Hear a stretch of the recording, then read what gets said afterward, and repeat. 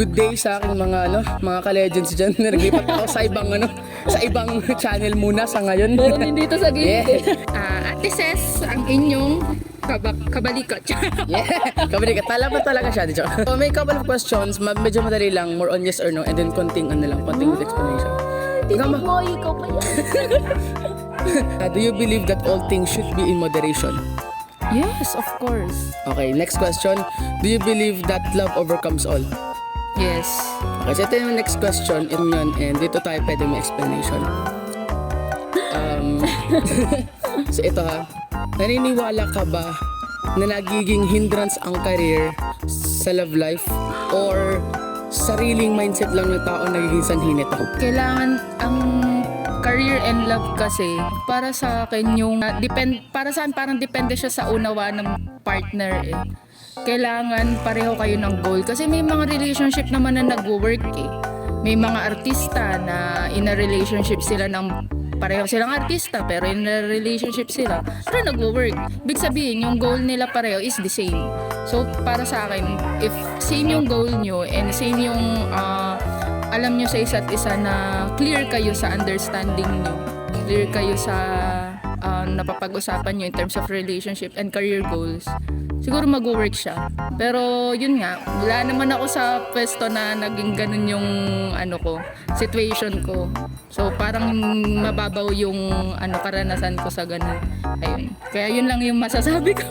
Okay, so naniniwala ka na mindset lang ng tao nagiging reason ba't nagkakaroon ng ganong klaseng debate ng career versus love life?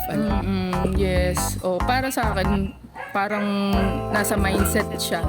So kailangan lang is siguro medyo i-shift yung mindset siguro. Yes. Yun.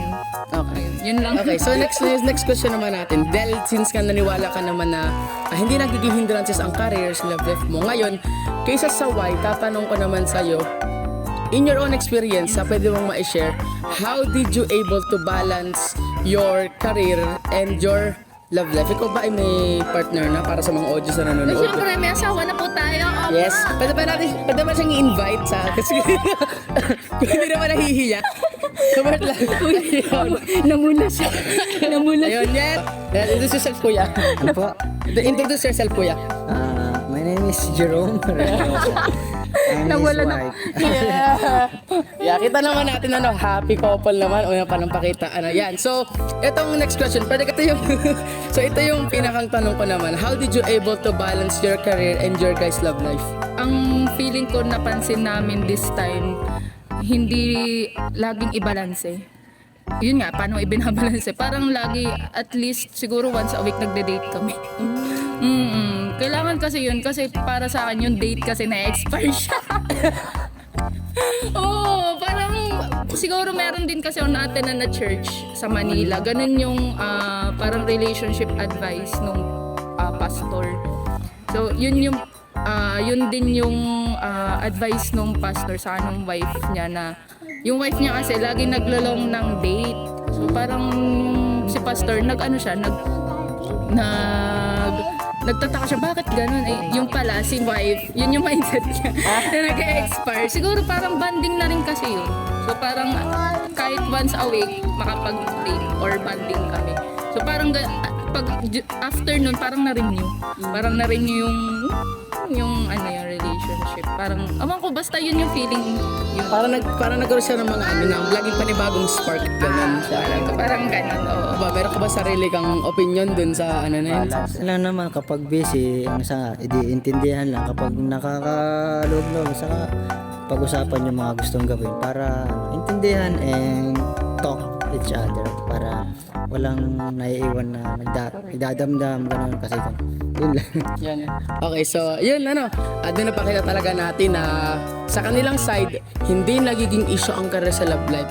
Kaya mindset ninyong ayusin ninyo. And magkaroon kayo ng bigayan. And sa kita naman natin sa kanila, very happy couple naman sila. Kita naman natin para tayo happy. Pakita daw, Ayun, sige ba, thank you for your time, Ate Ses and Kuya Jerome, and ayun, have a great day, and talagang, stay until the end, together. Yeah! Subscribers Best wishes, ayan. So, ayan. Like and subscribe. Yo! Yan, so thank you, So, dito ba pagkatapos muna ang